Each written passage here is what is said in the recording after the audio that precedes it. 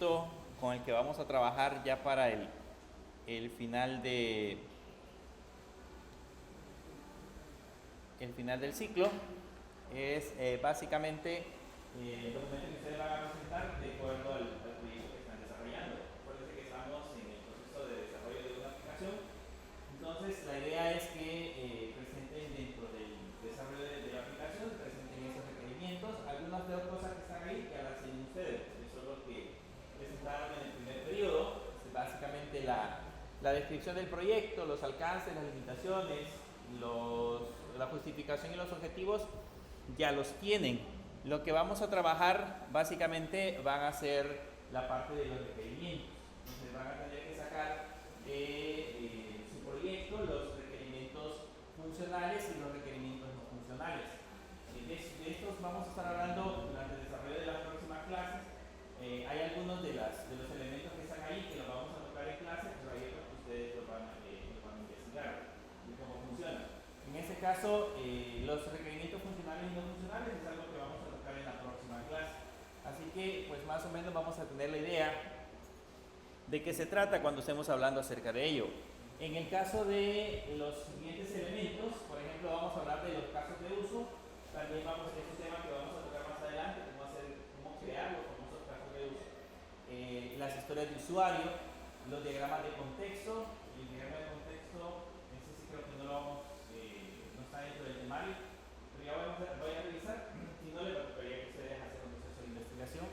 La parte del modelo relacional y el diagrama de entidad-relación, eso sí ustedes lo tuvieron que haber visto en base de datos, así que deben de crear de su proyecto el modelo relacional, identifiquen en ese caso todas las tablas con las cuales van a empezar a trabajar. Lo mismo el modelo de entidades de relación. Y van a crear también un diccionario de datos, que básicamente el diccionario de datos es un resumen de todos los campos que ustedes van a crear sobre la base de datos, en este caso las tablas, definiendo dentro de las tablas las llaves primarias, cuál va a ser la llave primaria en ese caso, cuáles van a ser las llaves foráneas, los tipos de campos, nombres de campos que van a agregar, incluyendo la longitud que va a tener el campo y adicional a eso también el tipo de campo dentro de la base de datos. Así que básicamente es como la descripción completa de todo lo que ustedes hicieron en los diagramas, en el diagrama de relacional y en el diagrama de relación, esa información colocada dentro de una tabla que corresponde en ese caso a la información de la base de datos. Así que para eso pues tienen que entender bien el problema, por eso están todos los diagramas. Si se dan cuenta, arriba hemos puesto los requerimientos, los diagramas de casos de uso, las historias de usuario, los diagramas de contexto, para tener muy claro cómo va a ser la estructura de la aplicación, para que después ustedes puedan encargarse de diagramar la base de datos. Con eso pueden empezar a trabajar, con esos elementos pueden empezar a trabajar, por si hay alguna cosa que probablemente necesiten que revisemos durante el transcurso de esos días, lo podemos hacer. Si no, pues lo revisaríamos el día del parcial. ¿Qué es lo que van a hacer el día del parcial? Bueno, el día del parcial me van a entregar ese documento completito con toda la información que les menciono ahí. Y adicional a eso, van a hacer una presentación donde van a explicar cada uno de los elementos. Van a explicar los requerimientos funcionales, los no funcionales, cómo fue que hicieron. De hecho, los casos de uso son diagramas. Entonces me van a explicar cómo funcionan esos casos de uso, cómo hicieron para estructurar cada uno de los casos de uso que se vayan a generar, cómo hicieron para trabajar con la historia del usuario, los diagramas de contexto y todos esos elementos. Para que al final, pues, además podamos evaluar qué tanto, digamos, con eso vamos a tener idea de qué tan complejo es el sistema que ustedes van a desarrollar. Así que a la medida de lo posible, traten de sacar toda la información necesaria del cliente con el cual están trabajando. Vayan y pregúntenle si van a manejar clientes, por ejemplo, qué datos de cliente voy a manejar, si voy a manejar empleados, por ejemplo, qué datos de empleados, si voy a tener productos, qué datos de productos voy a manejar, toda esa información hay que recabarla directamente del cliente. No tiene sentido que ustedes lo inventen, porque si no, cuando se lo vayan a presentar, no va a concordar con lo que realmente necesitan. Así que de alguna forma tienen que contactar, tienen que tener algún contacto con el cliente con el cual van a trabajar. Ese es con respecto al documento y la presentación, que sería básicamente el examen parcial que vamos a tener el 18, ahí ya puse la fecha, pero el 18 de noviembre. Sería el 18 de noviembre. El 18 de noviembre, que creo que van a ser igual, programar para ser el día martes, así que probablemente ese día hagamos la presentación. Como son dos grupos, vamos a tener la primera hora para el primer grupo, que es de las 4:45 a las 5:30, más o menos, y las 5:30 o 5:35 creo yo, y de las 5:35 hasta las 6:30 sería el segundo grupo. Ahí vamos a decidir ese día quiénes van a pasar el primer día. No sé si tienen alguna duda. No. Ahorita no. Ahí, como les digo, básicamente es extraer información. Como todavía no estamos trabajando en la parte de desarrollo del sistema, sino que nos estamos preparando para poder hacer el proceso de desarrollo de la aplicación, entonces vamos a necesitar tener muchas entrevistas con los usuarios o tener en este caso toda la información necesaria para poder llegar a esta síntesis. Bien, en la última clase que tuvimos el día martes, estuvimos hablando acerca de de la ingeniería de requerimientos, que es básicamente el proceso a través del cual nosotros recopilamos información. Hablamos en aquel entonces, si no me equivoco, de las diferentes fases por las que se debe pasar para poder hacer el proceso de recopilación de datos, que son básicamente esas fases. Cuando vamos a empezar a trabajar, básicamente pasamos por esa fase que sería la concepción, la indagación, la elaboración, negociación, especificación, validación y al final de cuentas administración de los requerimientos con los cuales vamos a trabajar. La idea de todo esto es que nosotros podamos obtener o podamos sacar un listado completo de los requerimientos o una estructura completa de los requerimientos que vamos a necesitar para la parte del sistema. Lo que en final de cuentas el cliente va a necesitar que nosotros desarrollemos. Esa es la idea principal de todas esas fases, la fase de indagación. Hablamos en aquel entonces que la primera fase, que era la fase de concepción, era cuando nosotros teníamos la idea, cuando nosotros planteábamos, se nos ocurría algo. Normalmente hay personas que pues, andan haciendo sus pequeños negocios y detectan algunas necesidades de usuarios o de clientes y en ese momento se les ocurre algún tipo de aplicación. Hablábamos, por ejemplo, de cómo probablemente surgió Uber. Alguien que estaba cansado de estar solicitando un taxi o que los taxis en alguna medida lo estafaran, y de eso probablemente surgió la idea de Uber. ¿De dónde surgió la idea de pedidos ya? Pues de la necesidad de que los clientes necesitaban en ese caso que alguien les llevara algún tipo de mercadería desde un punto A hasta un punto B. De ahí surgió la idea. Y pues son negocios exitosos que hasta el momento pues siguen funcionando y están ahí presentes. Básicamente esa es la parte de la concepción, tener la idea general de lo que yo quiero crear dentro de la aplicación. Se me ocurre en algún momento dado dentro de la institución, imagínense dentro de la universidad, en un punto dado a alguien se le puede ocurrir que la universidad necesita una aplicación móvil porque vio la necesidad de que los alumnos utilizan mucho su teléfono para poder, por ejemplo, tener sus notas, hacer inscripciones, hacer todo ese proceso a través de un teléfono. Podría ser en ese caso el proceso de concepción. Ya la parte de la indagación es ir y empezar a recabar o indagar sobre los requerimientos que nosotros vamos a sacar dentro de la información. Hablábamos de que ya en el proceso de la indagación nosotros hacíamos una revisión exhaustiva y empezábamos a consultar realmente los requerimientos que necesitamos para la parte de la aplicación. Esa es la parte de la indagación. Aquí normalmente lo que nosotros presentamos es un conjunto de requerimientos o presentamos en ese caso un conjunto un listado, si lo queremos ver, de todo lo que logramos recabar en el proceso de indagación para que el cliente apruebe ese proceso, para que el cliente diga si está de acuerdo con los requerimientos que nosotros le hemos presentado. Pero después de haber hecho el proceso de indagación y haber llegado ya a esa etapa, vamos a pasar al proceso de elaboración. Si se dan cuenta, en el proceso de elaboración básicamente va a ser la creación de un documento formal que me permita de alguna manera representar toda la información que recopilamos en un principio. En ese sentido, la elaboración, es la fase de la ingeniería de requerimientos en que la información obtenida en las fases anteriores, que sería la fase de concepción y la fase de indagación, se expande y se refina. ¿Okay? Todo lo que anteriormente habíamos obtenido, todo ese listado de requerimientos o información formal que sacamos a base de entrevistas, encuestas, visitas técnicas que hicimos a la institución o a la empresa con la cual vamos a trabajar, toda esa información que recabamos, ahora vamos a hacer un proceso de refinamiento. El objetivo de esa fase es básicamente obtener un modelo refinado de requerimientos en el cual se identifiquen los aspectos de cada función y su comportamiento e información relevante de las mismas. ¿Okay? Vamos a empezar a trabajar ya directamente con la parte de los datos.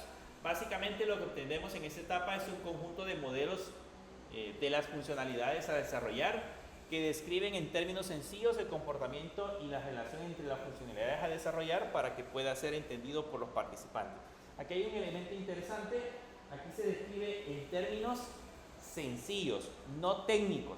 ¿Okay? No vamos a trabajar en la parte técnica todavía no vamos a crear en esa sección diagramas que sean útiles a los desarrolladores, sino que todavía estamos trabajando en la concepción de crear diagramas que sean útiles para todos los participantes del proyecto, o sea, todas las personas que están involucradas, es donde le vamos a empezar a crear ese tipo de información. Que alguien pueda ver estos datos que nosotros vamos a generar a través de esta etapa y que se pueda entender realmente de qué estamos hablando con respecto a la fabricación de la aplicación. En ese sentido, una de las herramientas que podemos utilizar son los escenarios de usuario. Los escenarios de usuario, bueno, de hecho hay muchas maneras de representar en este caso esa información. Existen múltiples herramientas por medio de las cuales se pueden realizar la elaboración o modelado de los requerimientos, y una de las más comúnmente usadas son los escenarios de usuario, o también conocidos como los famosos casos de uso. Esos son una de las herramientas básicas que nosotros vamos a utilizar para darnos a entender directamente con el usuario, para que el usuario, o en ese caso el dueño del negocio, sea capaz de entender lo que nosotros vamos a fabricar. Recuerden que la idea original es que nosotros hagamos un estudio previo de todas las necesidades que tiene con respecto a la aplicación, y esas necesidades se las tenemos que plantear. ¿Cómo lo vamos a hacer? Pues si se lo presentamos en un listado, probablemente hay algunas cosas que no las entiendan. Entonces debemos de buscar maneras en las cuales las representemos de forma gráfica y que ésta le dé una idea mucho más amplia de lo que queremos desarrollar. Un escenario un escenario de usuario básicamente es un diagrama de alto nivel que describe en forma muy sencilla, eso es lo importante, muy sencilla, el funcionamiento de un aspecto de un requerimiento, cómo se relaciona dentro del sistema y cómo interactúa con el tipo de usuario en particular. A eso se refieren los escenarios. Vamos a trabajar directamente con elementos sencillos para expresar de alguna manera cómo va a funcionar nuestra aplicación. Por ejemplo, si nuestra aplicación va a tener un login, si va a tener un listado de productos, por ejemplo, si va a tener un listado de empleados, si nos va a permitir agregar empleados, agregar clientes, entre otras cosas. Todos esos elementos debemos de diagramarlos de alguna manera para que el cliente sepa que van a existir esas funcionalidades. Básicamente los aspectos son las distintas aristas bajo las cuales una funcionalidad puede ser analizada. Y básicamente tenemos el funcionamiento, la eficiencia, la seguridad, la interfaz, eventos de acción, entre otras cosas, que son los elementos básicos que vamos a tratar de interpretar dentro de la parte del análisis. Esta sección o esta parte de los escenarios de usuario son una de las herramientas más útiles para nosotros exponer el problema frente al usuario de lo que hemos entendido con respecto a la aplicación que vamos a desarrollar. Aquí, como les menciono, no vamos a poner diagramas de red, por ejemplo. Yo no voy a hablar aquí de router, de switch, de servidores en la nube, no voy a hablar de sistemas operativos, nada de eso, porque el cliente probablemente no lo entienda, o sea, no es su fuerte. Aquí vamos a hablar de lo que el cliente entiende, que es su modelo de negocio, lo que realmente a él se dedica. Entonces, esto es lo que le vamos a tratar Eso es lo que le vamos a tratar de explicar, esa información que debería de ser relevante para él. ¿Cuáles son los objetivos de los casos de uso? Los objetivos de los casos de uso, primero es la representación visual. ¿Okay? Yo creo que han visto de que mucha gente entiende mejor con muñequitos. A algunos les gusta más hacer muñequitos. Bueno, cuando uno le están enseñando en la primaria, normalmente le enseñan más con dibujitos, porque entienden mucho mejor que tener, digamos, una lectura muy grande, extensa, donde probablemente haya conceptos muy complejos. Si se lo diagraman, entonces uno puede entender muchísimo más fácil. Entonces, esa es la idea principal de los casos de uso. Una representación visual de cómo nosotros entendemos los requerimientos que obtuvimos de parte del cliente. Además de eso, en él vamos a agregar detalles del funcionamiento, o sea, de información esencial de cómo el sistema va a funcionar, qué información debería de generar la parte del sistema para que el cliente lo pueda entender. Eso tiene que venir en esos famosos detalles, esos casos de uso. Las relaciones y dependencias, si en el caso, cada elemento que nosotros colocamos, cómo se interrelacionan entre ellos y cómo depende una funcionalidad de otra. Imagínense, por ejemplo, para mostrar un listado de productos, debe existir primero una funcionalidad previa que sería la pantalla de login, por ejemplo, necesita autenticarme. Entonces, esas funcionalidades son dependientes. Entonces, de alguna manera, con esto vamos a intentar determinar, en este caso, esas dependencias. Analizar cada uno de los aspectos necesarios, de los requerimientos con los cuales vamos a trabajar, tener una documentación clara. O sea, básicamente dentro de eso explicar de alguna manera cómo los casos de uso cómo cada uno de los requerimientos se van a explicar a través de los casos de uso. Facilitar en ese caso la parte de la comunicación. Si son sencillos, son fáciles de entender, entonces va a ser más fácil para nosotros trasladar la idea de lo que nosotros entendemos. ¿Okay? La idea es que el cliente nos haya dado todas las herramientas necesarias para que nosotros podamos posteriormente convertir esas ideas en código, convertir esas ideas en una aplicación. Y la otra es la parte de la iteración y el refinamiento, porque debido a estos diagramas pues vamos a interactuar con el cliente y vamos a tratar de ir moldeando de alguna forma los requerimientos hasta el punto que entendamos qué es lo que vamos a generar, qué es lo que necesita cada uno de ellos.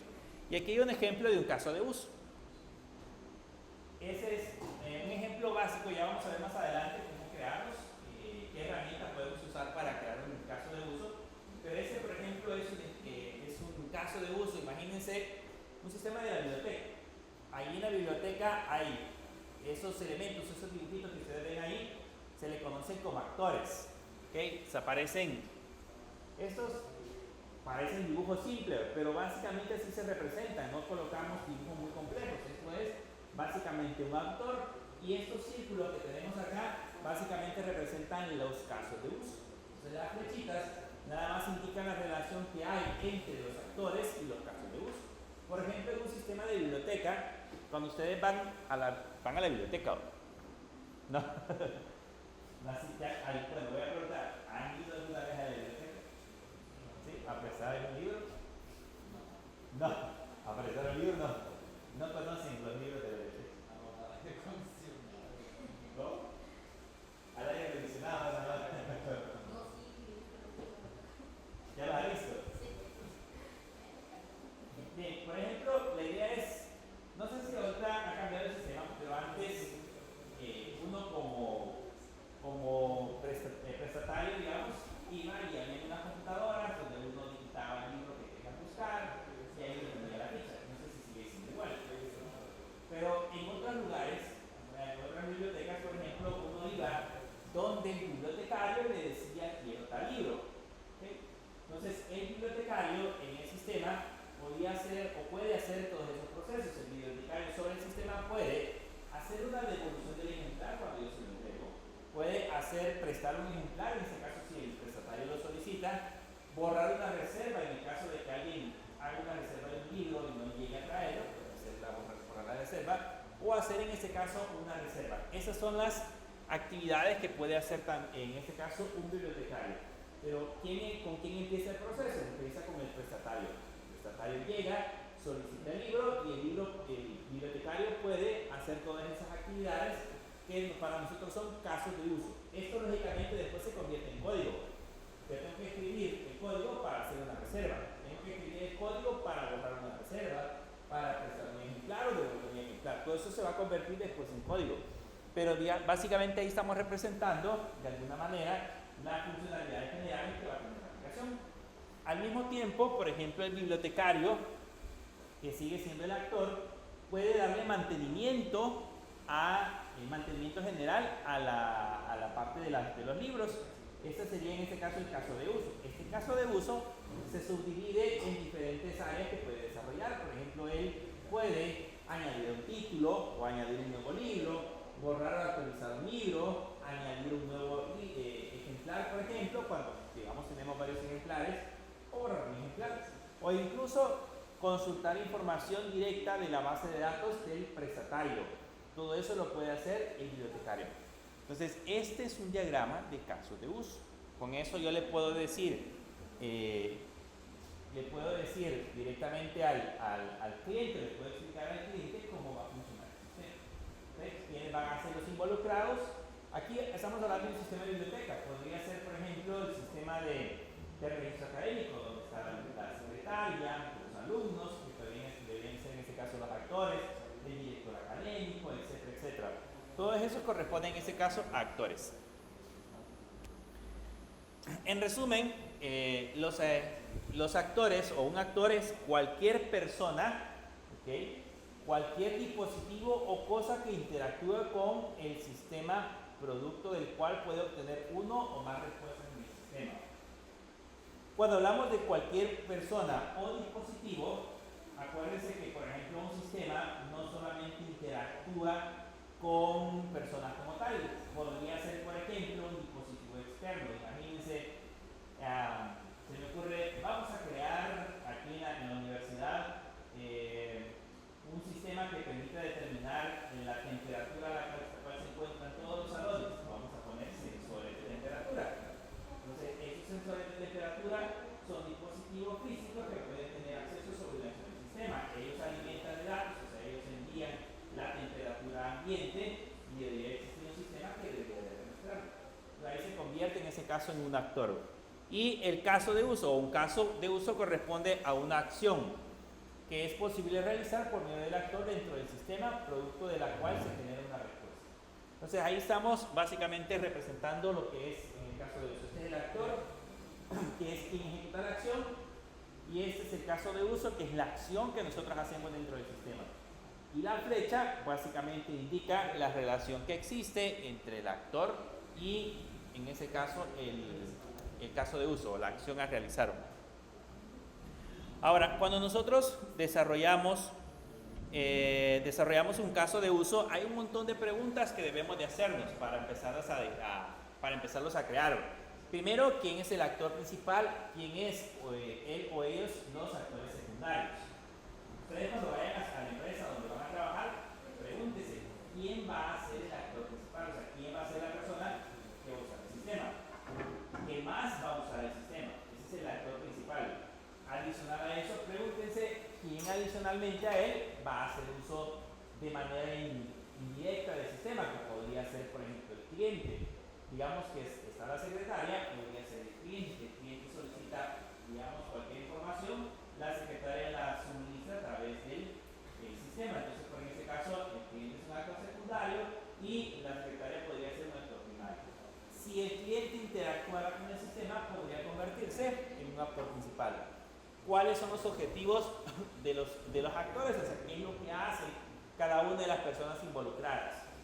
En el caso de la universidad, por ejemplo, el registro académico, ¿quién es el actor principal? La secretaria, ¿verdad?, que pasa ahí sacando información del registro académico para ustedes.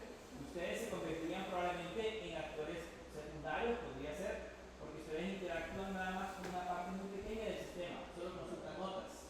¿Y qué más hacen? Inscriben materia y pagan. Y pagan. Adicionales pagan. Entonces ustedes podrían convertirse en actores secundarios. Pero el actor principal es la persona que más alimenta información. ¿Qué condiciones deben existir antes de comenzar la historia? ¿Qué tareas o funciones principales son realizadas por el actor? Debemos de preguntarnos, si tenemos un listado de autores, debemos de preguntarnos cuáles van a ser las tareas específicas que va a hacer cada actor, cuáles son las excepciones que deben considerarse al describir una historia, cuáles son las variaciones, cuáles variaciones son posibles en la interacción del actor, básicamente todas relacionadas con los actores. ¿Qué información del sistema adquiere, produce o cambia el actor? Que eso es importante, cómo interactúa. Que si él alimenta un dato, cómo ese dato devuelve un resultado, podría ser un reporte, podría ser un gráfico, podría ser cualquier cosa. Eso es lo que produce. Y cómo este también permite hacer cambios directamente de la parte del sistema. Tendrá el actor, tendrá que informar el actor del sistema acerca de cambios en el ámbito externo. Es otra pregunta normal que nos debemos de hacer. ¿Qué información desea obtener el actor del sistema y quiere el actor estar informado sobre cambios inesperados? Estas preguntas nos van a servir para empezar a modelar los casos de uso. Cada una de ellas nos van a dar como respuesta los actores primarios, los actores secundarios y cada uno de los casos de uso o interacciones que van a tener con el sistema estos actores. Aquí hay un ejemplo, otro ejemplo de un caso de uso. El caso de uso básico presenta una historia de alto nivel que describe la interacción entre el actor y el sistema. En muchas circunstancias los casos de usos son más elaborados a fin de que brinden mucho más detalles sobre la interacción. En ese caso, en esta imagen, aquí estamos representando un caso de uso. Ya no hacemos una gráfica como lo vimos anteriormente, sino que ahora lo hacemos a través de una tabla. Y en esta parte de acá, por ejemplo, aquí es el alquiler de un artículo. En esta parte de acá están, en ese caso, los actores, y en esta parte de acá están las actividades que realiza, en ese caso, que realiza el sistema. Por ejemplo, el cliente indica qué artículo desea alquilar. Eso sería, en ese caso, el cliente sería el autor. El actor, en ese caso, el cajero registra los artículos, el cajero pasa a ser otro actor, y el sistema internamente registra los artículos alquilados, calcula y muestra los precios, autoriza y registra el pago y el cliente paga. Estos en ese caso son las acciones que realiza el actor y estas son las acciones internas que realiza la parte del sistema. Entonces digamos que los casos de uso se pueden representar de dos maneras. Se pueden representar con diagramas, como lo vimos anteriormente, y se puede representar a través de una tabla. En el caso de ustedes, yo les voy a indicar más adelante, cuando empecemos a hacer casos de uso, yo les voy a indicar cómo van a hacer para representarlos en tablas y cómo van a hacer para representarlos en diagramas. Aquí hay una tabla más completa. Vean que esa tiene ya toda la información, tiene el actor, la descripción, las características, las relaciones, las referencias, el autor, la fecha y la versión, los atributos y los comentarios que debemos de tener dentro de un caso de uso. Entonces, esa tabla ya representa de manera más general toda la información que debemos de presentar. Y si la queremos ver más completa, esta tabla todavía representa mucha más información. Ahí tenemos el nombre del caso de uso, los actores, el tipo, las referencias, la precondición, postcondición, el autor, la fecha, la versión, etcétera, etcétera, etcétera. Toda la información que debemos de representar en ese caso dentro de ese diagrama. Entonces, esta es otra manera de representar los casos de uso. Más adelante vamos a hacer ejercicios. Aquí están más o menos explicados que lleva cada uno de ellos. Vamos a hacer ejercicios de cómo podemos generar casos de uso. ¿Okay? Ahí les explica el nombre del caso de uso, el listado de actores participantes en el caso de uso, el tipo, las referencias y toda esta información colocada dentro de ese cuadro. Así es como vamos a rellenar esos cuadros y como vamos a presentar en ese caso cada uno de los requerimientos a partir de lo que hayamos consultado con el cliente. Aquí está rellenado el resto, que es básicamente toda la información que se describe. Vean, aquí están las referencias y así sucesivamente. Ahora, no solamente los casos de uso se usan para poder representar datos, para poder representar los requerimientos. Este es un ejemplo. Si se dieron cuenta, básicamente son tablas y diagramas. Un diagrama y tablas. Pero existen otras maneras o hay muchas formas diferentes de concebir los requerimientos. Algunos profesionales de software afirman que es mejor seleccionar un modo de representación, otros piensan que es más benéfico usar cierto número de modos de representación distintos para ilustrar el modelo de requerimientos. O sea, algunos dicen, si va a usar casos de uso, solo use casos de uso y no use otro tipo de modelos de requerimientos. Pero hay otros que dicen hay que combinarlos, porque probablemente lo que no logramos ver en los casos de uso lo vamos a poder ver en otro tipo de modelados. Y así dice que hay los modos diferentes de representación fuerzan a considerar los requerimientos desde distintos puntos de vista. Entonces los analizamos desde diferentes enfoques. El enfoque que tiene una probabilidad mayor de detectar omisiones, inconsistencias y ambigüedades. La mayoría de los modelos tienen en común un conjunto de elementos generales. Y aquí están, por ejemplo, los elementos basados en escenarios, que es, ahí entran los casos de uso. Esto se les va a hacer bastante familiar. Los elementos basados en clases, es básicamente la programación orientada a objetos, y los elementos basados en comportamientos, que es algo similar a lo que uno ve en programación orientada a eventos. Entonces, de eso se refiere, pero es una forma de modelar. Por ejemplo, los escenarios básicamente son elementos gráficos similares a eso. En ese caso, los elementos basados en escenario, el sistema describe desde el punto de vista del usuario con el empleo de un enfoque basado en el escenario. Por ejemplo, los casos de uso básicos y diagramas correspondientes a casos de uso evolucionan hacia otros más elaborados que se basan en formatos. O sea, digamos el diagrama que nosotros vimos allá, donde solo ponemos círculos y colocamos por ahí dibujitos, esos círculos y dibujitos se pueden convertir después en diagramas más complejos que nos den mayor información, que nos relaten. Porque si se dan cuenta, el diagrama es bien genérico. Como su nombre le dice, debe ser simple. Aparece el actor y las cosas que yo voy a hacer, pero probablemente necesito más información de esas cosas que yo voy a hacer, más datos de lo que voy a requerir. Entonces, eso lo que hace es que esos modelos nos pueden servir como base para posteriormente hacer requerimientos más complejos. De esa forma, los elementos del modelo de requerimientos basados en el escenario con frecuencia son la primera parte del modelo de desarrollo, son generalmente los primeros que desarrollamos. Como tales, sirven como entrada para la creación de otros elementos de modelado. Ustedes van a empezar a trabajar primero con los requerimientos funcionales y no funcionales, después van a hacer casos de uso, entonces estos casos de uso los van a llevar después a crear el resto de diagramas, que vamos a ver más adelante. Después existen los elementos basados en clases. ¿Se les hace conocido eso? Sí, programación orientada a objetos. Cada escenario de uso implica un conjunto de objetos que se manipulan cuando el actor interactúa con el sistema. Estos objetos se clasifican en clases, conjuntos de objetos que tienen atributos similares y comportamientos comunes. Se recuerdan que la programación, uno de los principios de la programación orientada a objetos es tratar de modelar el mundo real y convertirlo en código. Eso es lo que se pretende con la programación orientada a objetos. Entonces aquí básicamente lo que hacemos es, dentro del problema, identificamos objetos. Por ejemplo, imagínense que vamos a trabajar con sensores. Pues el sensor tiene estos que están aquí arriba que se le llaman atributos, ¿se acuerdan?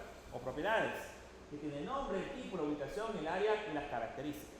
Y eso que tiene en la parte de abajo se le llaman métodos, que son acciones que este objeto puede ejecutar. Como por ejemplo identificar, activar, desactivar y reconfigurar. Entonces, con eso nosotros podemos, con esos elementos podemos representar los diferentes objetos que van a interactuar dentro de nuestra aplicación. Podríamos poner ahí el cliente, por ejemplo, que sería para nosotros un objeto que necesitamos del cliente, el nombre, la dirección, el teléfono, etc. Y luego las opciones que vamos a usar de ese objeto. Entonces, partimos del paradigma que ustedes ya conocen, que es la programación orientada a objetos, y lo usamos como diagrama para representar, en este caso, requerimientos. Luego vienen los elementos de comportamiento. Estos elementos de comportamiento están en ese caso también representados en ese cuadro que tiene que ver más que todo sobre acciones que cambian el estado de los elementos que tenemos en la parte de arriba. El comportamiento de un sistema basado en computadora tiene un efecto profundo en el diseño que se elige y el enfoque de implementación que se aplique. Por lo tanto, el modelo de requerimientos debe proveer elementos del modelado que ilustre su comportamiento, que es lo que tenemos en el cuadro que está en la parte de abajo. El diagrama de estado es un método de representación del comportamiento de un sistema que ilustra sus estados y los eventos que ocasionan que el sistema cambie ese estado. ¿Cuáles son los estados? Por ejemplo, en ese caso arriba tenemos el nombre del estado, luego tenemos la variable de estado, que es estado del sistema, mensaje en pantalla, estado en pantalla, esos son las variables de estado. Las actividades que hacemos sobre esos estados son entrar a su sistema, hacer el panel de entrada del grupo de usuarios, hacer lectura de entrada del usuario, hacer interpretación de la entrada del usuario, que estas acciones que hacemos acá cambien el estado de lo que tenemos en la parte de arriba. Entonces esto es algo similar como a los eventos que se activan cuando nosotros estamos trabajando sobre ciertas características del sistema. Entonces también es otra manera de poder representar, en ese caso, los diagramas de poder representar los diagramas con los cuales trabajamos en la aplicación, los diagramas de requerimiento. Y están los elementos orientados al flujo. ¿Alguna vez han hecho algo parecido a eso? ¿Hicieron ustedes diagramas de flujo? ¿Sí? Hay una materia que creo que ven diagramas de flujo. ¿Qué representa el rombo? ¿Me acuerdan qué representa el rombo?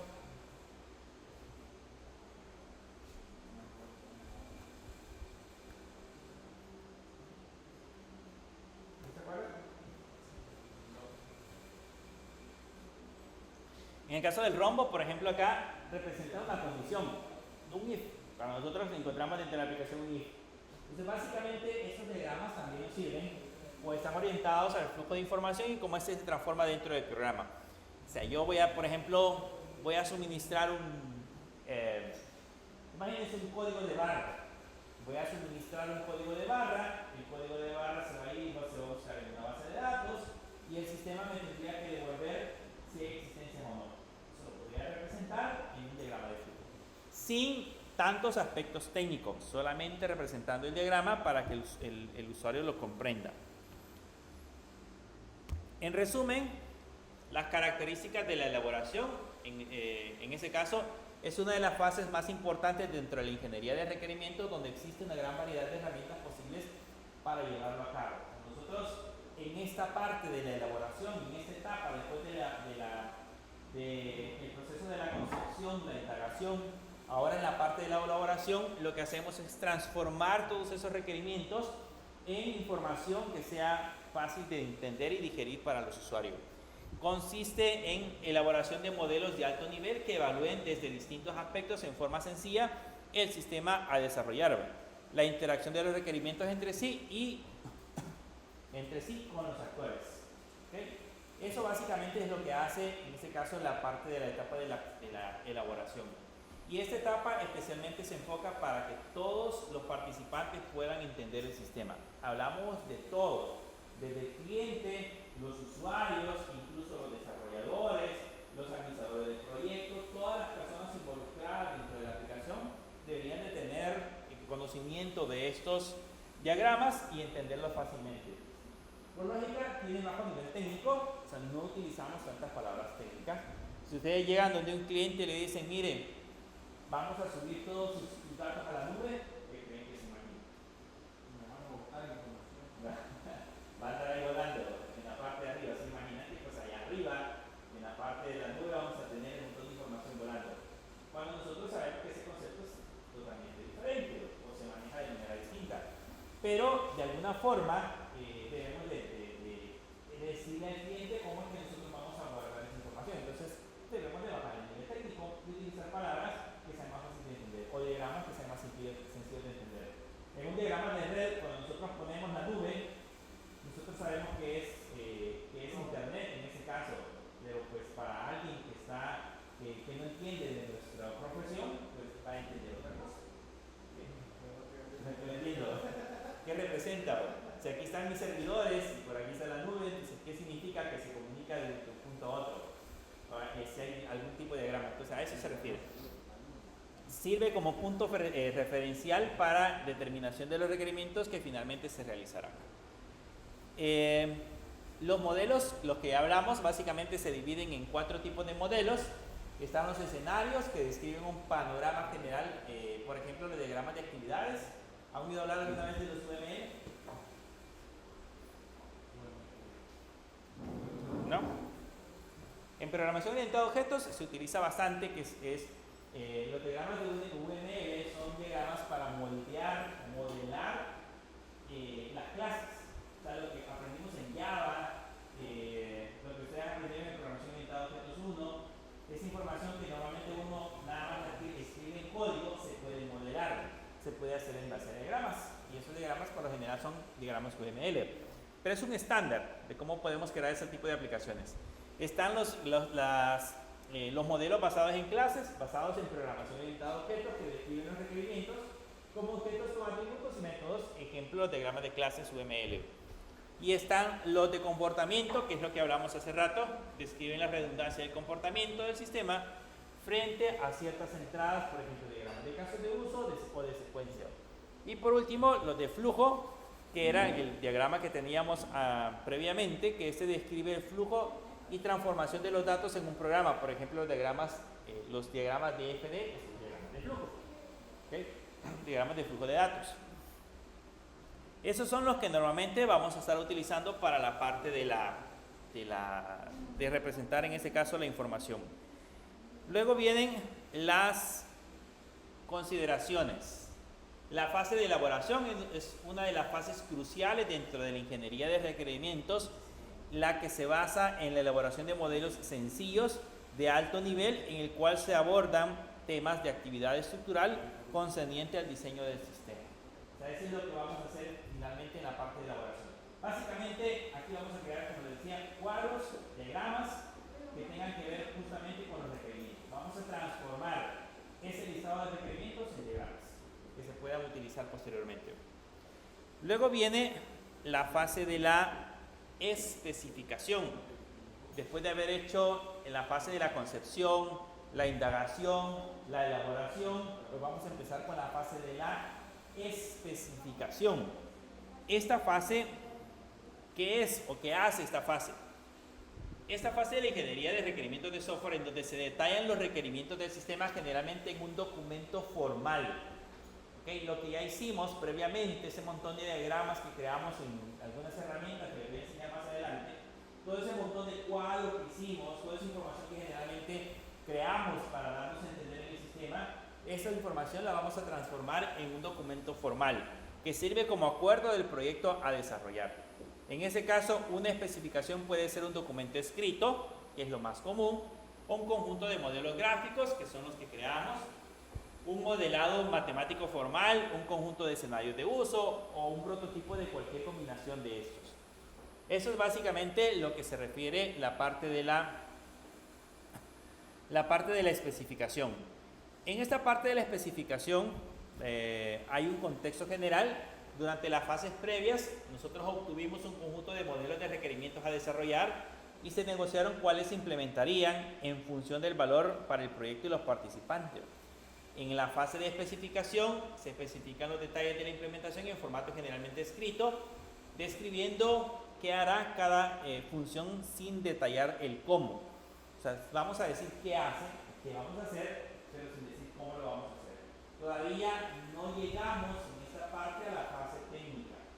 Un desarrollador, si viene acá, no va a encontrar detalles como el lenguaje de programación, ni el tipo de gestor de bases de datos, si vamos a utilizar servidores en sitios, si vamos a utilizar servidores en la nube, o qué es lo que vamos a crear una nube híbrida, por ejemplo. No sabemos nada de eso.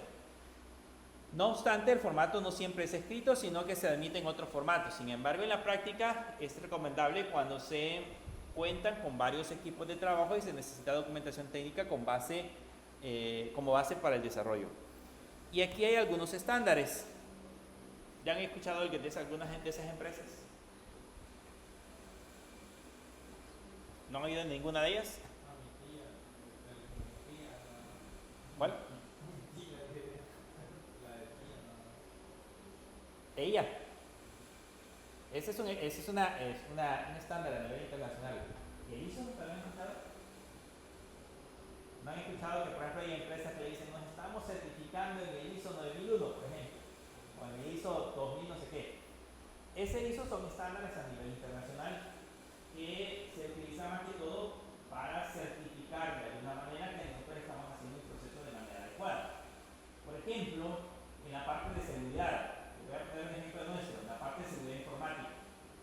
la ISO es, digamos, un estándar que permite determinar cuáles son los lineamientos que nosotros debemos de seguir para que nuestros servidores o nuestra red o nuestros datos estén protegidos.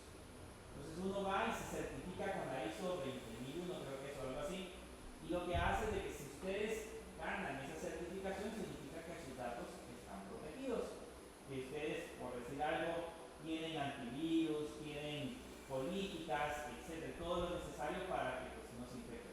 Aquí no solamente incluye el que yo coloque digamos, un código seguro, sino que también incluye capacitaciones a los empleados. Van y le preguntan a los empleados, ¿qué pasaría si le llega un mensaje SMS donde dice, usted se ha ganado un premio y le llega este link? ¿Qué haría? Le van a preguntar. Si el usuario le dice, ¿le detecte? O lo presiono, pues ya perdió, no pasa la ISO. Entonces, esas, digamos, son estándares, son a nivel internacional, son digamos, lineamientos generales que nosotros vamos a utilizar para la parte de la información. La falta de documentación técnica puede tener problemas serios para el negocio si un sistema es complejo o si el sistema tiene una importancia crítica. En ese sentido, dicho esto, existe una multitud de estándares, todos esos son estándares que sirven para la especificación de requerimientos.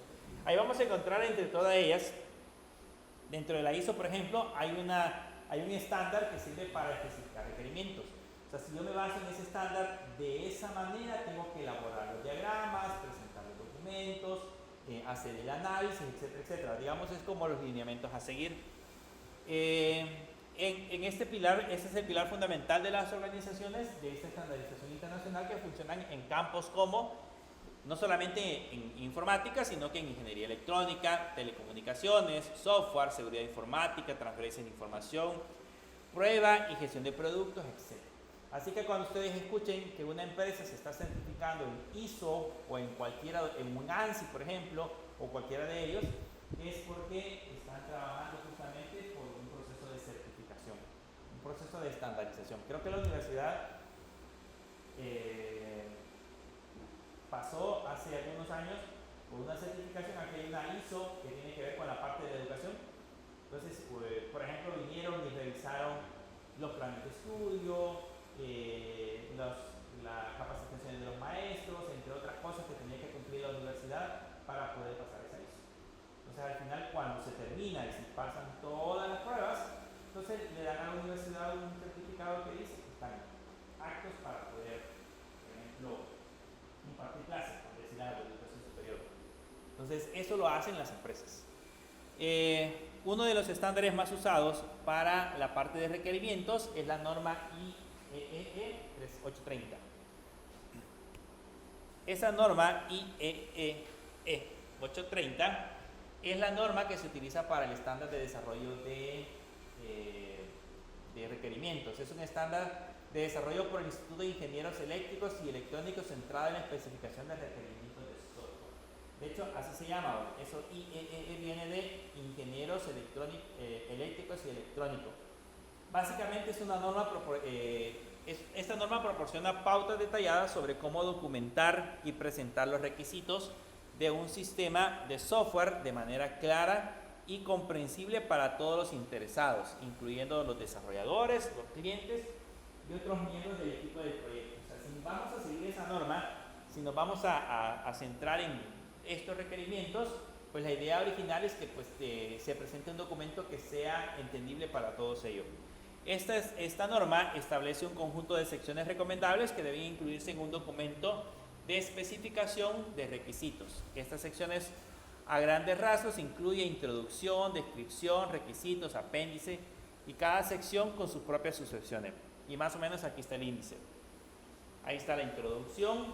Que digamos que si nos regimos por el documento, esto debería de tener el documento. Debería de tener un índice, el propósito, el ámbito del sistema, las definiciones de acrónimos y abreviaturas, que eso se utiliza muchísimo.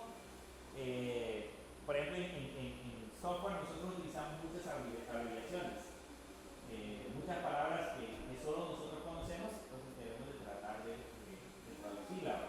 Nosotros sabemos, por ejemplo, que es un software, pero hay muchas personas que desconocen ese concepto técnico. Debemos de tratar de definirlas. Las referencias, la visión general del documento, Y luego debe de ir la parte de la descripción general, donde va la perspectiva del producto, las funciones, las características, restricciones, suposiciones y dependencias y requisitos futuros. Y por último están los requisitos específicos, que son las interfaces externas. Esto ya es la parte importante. Las funciones, requisitos de rendimiento, restricciones de diseño, atributos del sistema y otros requisitos. Eso es básicamente la norma. Ese es el documento que debemos de presentar. Ahí más o menos les explica, por ejemplo, la introducción, que es lo que debe de llevar. Esta sección detalla las características más generales del proyecto, abarcando el propósito del proyecto, el ámbito del sistema, las metas y objetivos generales a alcanzar.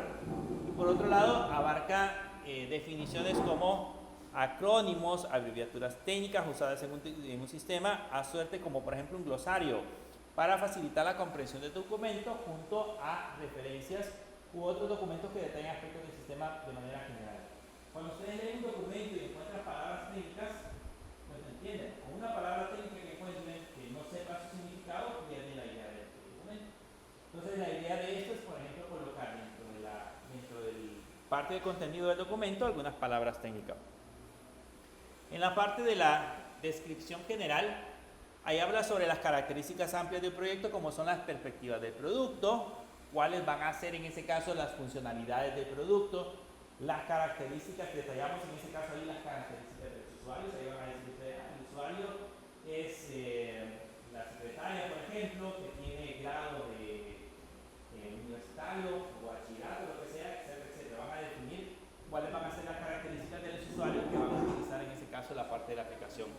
Cuáles van a ser las restricciones y dependencias de requisitos futuros. Además de eso, la perspectiva del producto conceptualiza el producto a desarrollar. Las funciones describen en términos generales las funciones a desarrollar a modo de introducción, ¿okay? Las características de usuario, entre otras cosas que vamos a encontrar dentro de la parte de la descripción general. Y la parte que sería, en este caso, la parte más importante, son los requisitos específicos, que ahí es donde vamos a detallar los requisitos que va a tener el sistema. Detalla el núcleo del documento, en la parte fundamental del documento, es decir, especifica en mayor profundidad las funcionalidades, detallando por sección qué harán las funcionalidades desde distintos aspectos, como los requisitos y de rendimiento, diseño y de sistema. Aquí ya vamos a colocar los diferentes diagramas que ya hablamos: casos de uso, diagramas de contexto. Vamos a colocar, probablemente agreguemos los casos de uso representados en tabla, los requerimientos funcionales y no funcionales, etcétera, etcétera.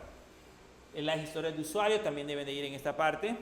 Proporciona diagramas e información importante a considerar a través de tablas bien estructuradas y diagramas de alto nivel para facilitar la comprensión de los participantes. O sea, aquí es donde vamos a digitar toda esa parte, o vamos a colocar toda esa parte del documento. Recuérdense que ya hicimos todas las etapas anteriores. Ahora la idea es convertir todas esas etapas anteriores en un documento formal que le vamos a presentar en ese caso al dueño de la empresa.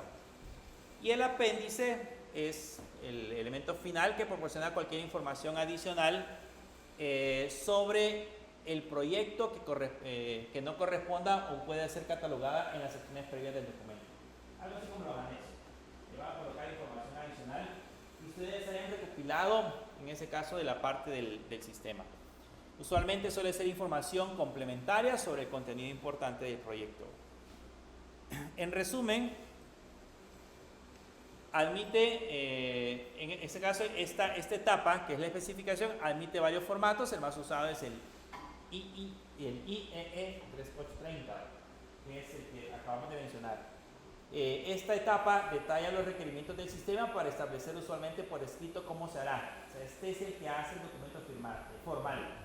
¿Okay? Si alguien hizo los diagramas, otra persona se encargó de hacer digamos, listado de requerimientos, etcétera, aquí lo vamos a convertir todo en un documento formal. Antes de avanzar a la siguiente fase del documento, debe ser evaluado por cada participante. Usualmente se designan personas para esta área. O sea, deben de revisarlo. Y los estándares, la organización de estandarización proponen que tienen un fuerte rol en los requerimientos. De no existir un estándar, cada proyecto usarían distintos formatos y la examinación se haría más caótica. Por eso les mencionaba, si no tenemos un estándar, Bueno, en el caso de ustedes, cuando terminen la carrera, van a tener que hacer un proyecto de evaluación, donde saben ustedes cuál es el formato que debe llevar el documento final que se van a presentar. O sea, generalmente, si lo hiciéramos, cada quien hiciera a su manera, pues vamos a agregar partes, vamos a quitar partes, etcétera, etcétera. Sin embargo, si ustedes se van, no sé si alguna vez lo han leído, pero si se van al anuario, creo que es, al anuario de la universidad, en el anuario de la universidad hay una sección que le dice cuáles son las partes que debe llevar un documento de un proyecto final. Entonces ustedes van al anuario y revisan, debe llevar una portada, un índice, una introducción, capítulos, etcétera, etcétera. Entonces ustedes básicamente de ahí toman la idea para poder desarrollar su documento. Entonces lo mismo hacemos acá, tenemos un estándar y ese estándar nos sirve para que todas las empresas bajo ese mismo estándar presenten documentos que sean fáciles de entender, que no estén fuera del contexto. Esa actividad crítica del proyecto, una mala especificación puede derivar en pérdidas económicas o el fracaso del proyecto. Cuando son proyectos grandes, puede ser un problema que no hayamos especificado de manera adecuada los requerimientos. Sirve como métrica para evaluar el grado de cumplimiento del proyecto. Y la última etapa es la negociación. ¿Okay? ¿Qué pasa cuando ya tenemos todos los requerimientos? Presentamos el documento formal, hicimos todo el proceso de análisis de lo que el cliente necesita, pero acuérdense que en las empresas hay un límite de ciertos recursos, que son económicos y el tiempo. ¿Okay? La empresa, pues el programa, nosotros podríamos haber hecho un análisis súper fabuloso y podría cumplir con todos los requerimientos que la empresa quiere, ponerle, digamos, el paraíso de lo que realmente necesita. Pero eso requiere dinero. Ahora, la empresa no tiene por general todos los recursos, es raro que la empresa diga, no se preocupe por lo que vayamos a gastar. Entonces, generalmente tiene un presupuesto ya destinado para este tipo de desarrollo de aplicaciones. Entonces debemos de llegar a la etapa de la negociación y ahí es donde nosotros vamos a decidir de todo el cúmulo de requerimientos que vamos a desarrollar, cuáles vamos a, de los que indagamos, cuáles vamos a desarrollar, cuáles son los que se van a crear. En ese sentido, dentro de la fase de ingeniería de requerimientos, en los que distintos participantes de un proyecto de software, de desarrollo de software, acuerdan características finales que efectivamente se desarrollarán. O sea, ¿qué es lo que hacemos aquí? Acordar. ¿Qué es lo que vamos a hacer de todo lo que originalmente especificamos? Básicamente, como se explicó anteriormente, al desarrollar un producto de software existen múltiples participantes que participan en forma activa o pasiva dentro del sistema. Cada uno tiene sus propias concepciones del producto e intereses respecto al producto que debería de tener. O sea, hay diversos actores, diversas personas que originalmente participaron en el proyecto y que deberíamos de tomar en cuenta. El propósito de esta fase es llegar a un acuerdo documentado que sirva como contrato de las características a desarrollar. Pero aquí incluimos todos los usuarios. Imagínense que una empresa grande y vamos a hacer un sistema que automatice toda la empresa, pues vamos a tener el departamento de producción, al departamento de recursos humanos, al departamento de mercadotecnia, al departamento de exportaciones, por ejemplo. Vamos a tener a todos los involucrados dentro de la empresa y ahí vamos a tener todos los requerimientos que van a desarrollar el sistema y que va a ayudar a cada uno de ellos. Pero allí tenemos que empezar a valorar cuáles son los más importantes que vamos a desarrollarlo. En ese sentido es un proceso de negociación. ¿Qué es lo que hacemos acá en el contexto? Durante las fases previas de la concepción, la indagación, la elaboración, se obtuvo un conjunto de requerimientos preliminares de las características potenciales que el sistema debe de tener. Esto se realizó por medio de listas de requerimientos, diagramas de alto nivel, como casos de uso, diagramas UML, es decir, explicaban distintos aspectos del sistema de forma sencilla, sin detallar en los tecnicismos internos con el propósito de explicar en términos generales cómo se comportaría el sistema en distintas aristas. En ese sentido, el trabajo realizado facilita la tarea de negociación en donde se utiliza este material como base para iniciar las negociaciones. Todas las etapas previas que hicimos, básicamente generan el resumen o el contexto general llegar a esta etapa de la negociación. ¿Qué es lo que tenemos que hacer? Escoger, ¿okay? Seleccionar qué es lo que voy a hacer, ¿okay? ¿Cuál es lo más importante? Ahí le decimos al cliente, mire, esto es todo lo que puede hacer el sistema, pero pues con esto también eso es todo lo que costaría. Ahora usted escoja o seleccione cuáles son las cosas más importantes. En un caso ideal, las fases previas determinan con un alto nivel de detalle los requerimientos de los clientes para avanzar en la fase de diseño. Ahora bien, no obstante, como podrán anticipar, esto rara vez ocurre y en realidad es que se tiene que entrar en procesos de negociación con varios participantes, con todos los departamentos que estén involucrados dentro de la empresa, con cada uno de los elementos o actores dentro de la empresa tenemos que entrar en un proceso de negociación. Los participantes deben elaborar o evaluar la propuesta en base a su funcionalidad, desempeño y prioridad, en este caso contrastándolos con el costo y el tiempo. El costo y el tiempo, o sea, la cantidad de tiempo que tenemos para implementar una aplicación. No sé si se acuerdan, cuando en unas elecciones hicieron aquí en El Salvador, que al final de cuentas terminaron contando los votos ahí en el Cisco. ¿Cómo?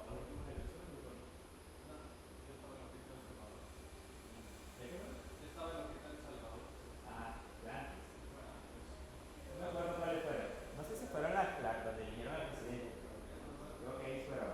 Que terminaron contando los votos en el Cisco y lo que habían hecho es una hoja de Excel para ahí empezar a hacer los resúmenes. Pero la historia de todo eso fue de que contrataron una empresa de desarrollo de software para crear esa aplicación y la empresa, en teoría, era una empresa salvadoreña. Yo siempre había dicho eso porque no le dan esos proyectos de software a una empresa salvadoreña porque previamente se lo habían dado a una empresa de Israel, y esa empresa fue la que desarrolló uno de los sistemas que en aquel entonces yo estuve examinando y funcionaba muy bien porque era rápido, contestaba y cuando uno empezaba a ver los resultados lo hacía en tiempo real, pero por alguna razón quizás les cobraba demasiado, quitaron esa empresa y contrataron una empresa salvadoreña. El problema de esa empresa salvadoreña, según las noticias, después de todo el problema que se dio, es que sus oficinas eran una casita que estaba en la colonia Escalón, creo yo, y no tenía rótulo ni absolutamente nada, o sea, solamente una fachada, básicamente la empresa. Les pagaron, creo que les anticiparon $3 millones por el desarrollo del sistema y de repente la empresa dijo, ya no podemos cumplir, ya no podemos desarrollarlo. Entonces, ¿qué es lo que sucedió? Probablemente la empresa, cuando vieron todas las necesidades, todo lo que había que hacer, porque en ese entonces creo que se iban a hacer elecciones de presidente y de diputados, y creo que las más complejas son las de diputados y alcaldes, porque las de diputados pues hacen una fórmula bien rara para poder llegar al poder. Entonces, cuando encontraron todo ese problema, creo que se dieron cuenta que no era posible que pudieran hacer el software y pues se desaparecieron. Entonces, en ese caso, por ejemplo, cuando uno va a presentar un proyecto como eso, podría decirle al final de cuentas, estas son las funcionalidades que puedo tener listas o que puedo desarrollar y esto es lo que cuesta. En ese caso, el problema que tuvieron ellos es que el tiempo que contratara la empresa ya era limitado. Creo que se lo contrataron como 4 o 5 meses antes de las elecciones. ¿Se imaginan desarrollar un software como ese antes de las elecciones? Y había que hacer pruebas, contratar servidores, entre otras cosas. Así que ese fue un gran lío porque al final de cuentas terminaron contando todos los votos ahí en la feria.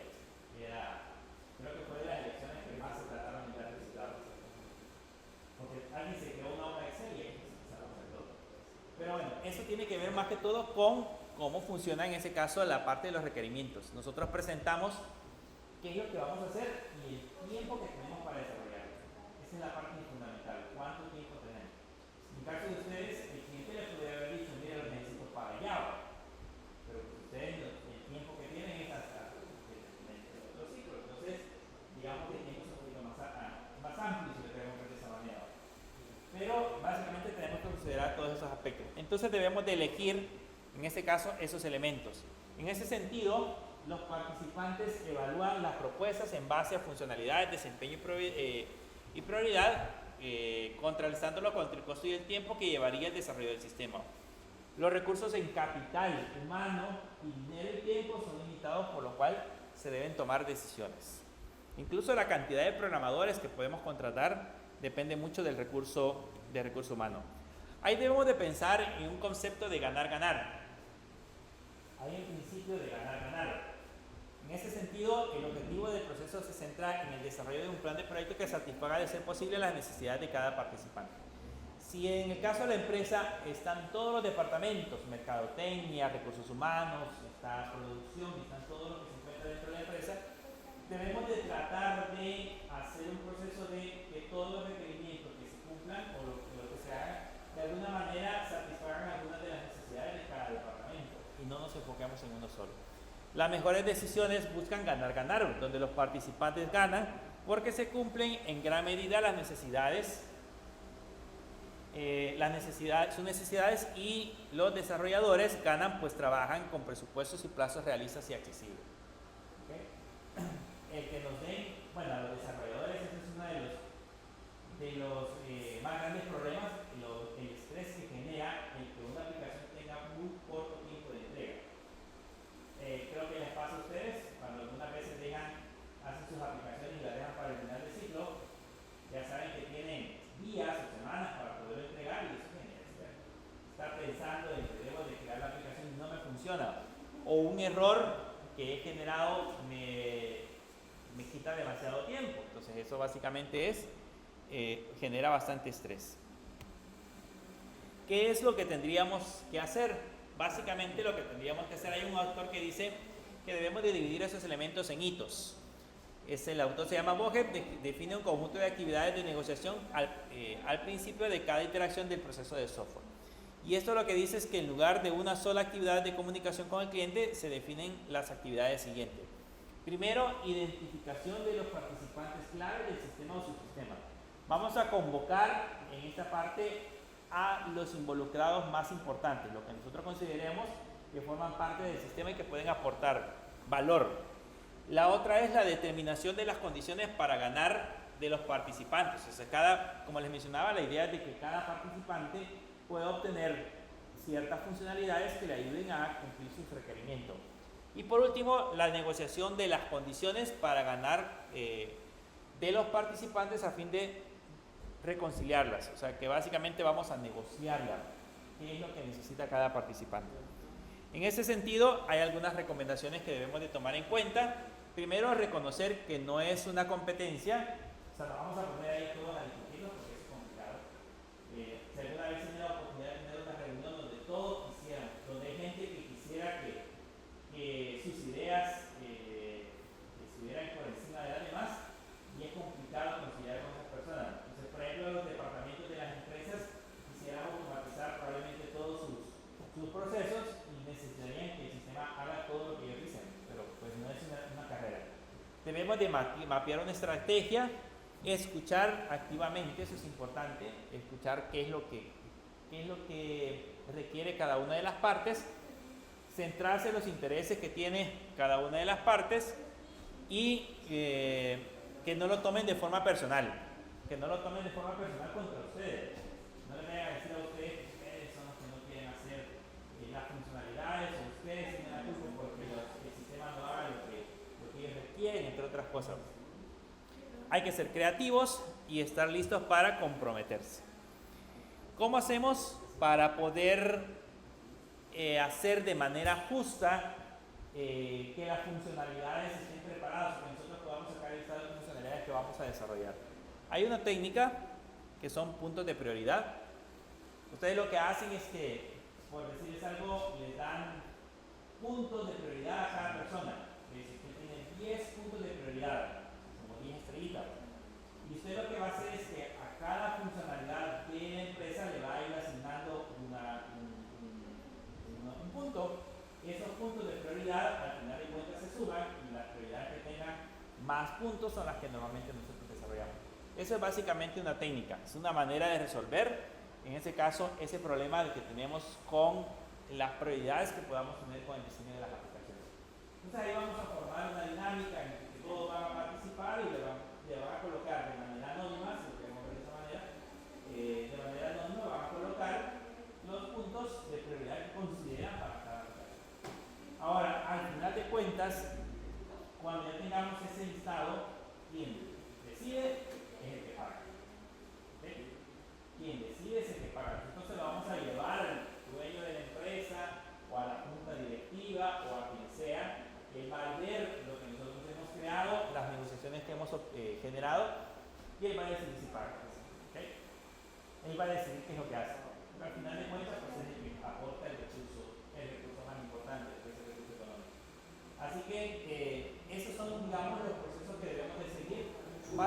parte de la adquisición de requerimientos. O sea, básicamente debemos de trabajar en cada una de las etapas que ya mencioné para llegar a un consenso final y poder, en este caso, desarrollar el sistema.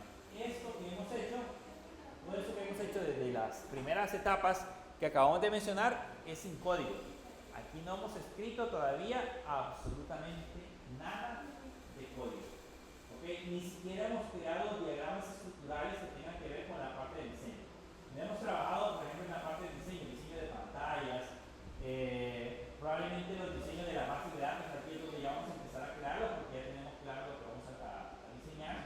Y empezamos a trabajar con los diseños de la red, por ejemplo, el diagrama de red que vamos a utilizar. Pensamos en qué tipo de servidores vamos a utilizar, eso va a ser después de haber pasado todas estas etapas. Hasta esta etapa no hay código. Digamos que no es tan divertida. Si como uno lo quiere ver. La parte divertida es crear código y escribir código. En alguna medida. Debería ser así. Esa es la parte divertida. Pero al final de cuentas, toda esa parte es una parte teórica. Aquí hay gente que es buenísima para eso. En la empresa donde nosotros trabajamos, donde yo trabajo, tenemos una persona, por alguna razón, le encanta hacer diagramas. O sea, cada vez que nosotros necesitamos hacer este tipo de documentos para presentárselo a la cliente, se los damos a él y él los hace. O sea, él pasa sus 2 o 3 semanas en contacto con los clientes y empieza a hacer toda esa parte de los requerimientos y nos entrega al final todos esos documentos. Un montón de diagramas donde representa la idea original de cómo quiere la aplicación. Entonces le encanta. Tenemos a otra persona que es la encargada de redactar. O sea, además de hacer la parte de los diagramas, él se encarga, después de tener diagramas, él se encarga de redactar, de hacer el documento mucho más bonito. Ya con palabras bonitas para que quede interesante. Entonces, esas son también ciertas fortalezas que tienen algunas personas que se tratan de explotar después de haber hecho todo ese proceso. Así que para eso pues hay que tener ciertas habilidades. Probablemente aquí el programador no se involucre mucho. El programador no tenga que ver mucho. El programador cuando ya lo tenga listo le van a decir esto es lo que hay que crear y va a empezar a crear código. Pero previamente existe una persona que haga todo ese proceso. De lo que hacen es para que los puedan contactar. No, bueno, realmente es una de las cosas que he visto que son buenos para hacer este proceso y bueno, hay otros que tenemos ahí que son buenos para manejo de personal que digamos además de desarrollar pues, tienen esa habilidad de poder asignar actividades, hacer el proceso de llevar el control de qué es lo que hacen en un proyecto. Entonces es muy interesante. Bien, ¿preguntas? ¿No?